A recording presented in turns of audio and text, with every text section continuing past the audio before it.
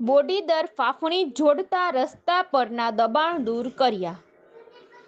ગીર સોમનાથ જિલ્લા કલેક્ટર દિગ્વિજયસિંહ જાડેજાની સૂચના અને માર્ગદર્શન હેઠળ ગીર ગઢડા તાલુકાના બોડીદર ગામે બોડીદર ફાફણીના સીમ તળના રસ્તા પર દબાણ દૂર કરવાની કાર્યવાહી મામલતદાર ગીર ગઢડા તેમજ ગીર ગઢડા પોલીસ સ્ટાફની ટીમ દ્વારા સ્થળ સરકારી સર્વે સાથે રાખીને ખેડૂતોના રસ્તાની બંને સાઈડ પેશકદમી આશરે 2.6 કિમીનો રસ્તો ખુલ્લો કરી ખેડૂતોને ખેતરે જવા માટે વાહનોની અડચણો દૂર થાય.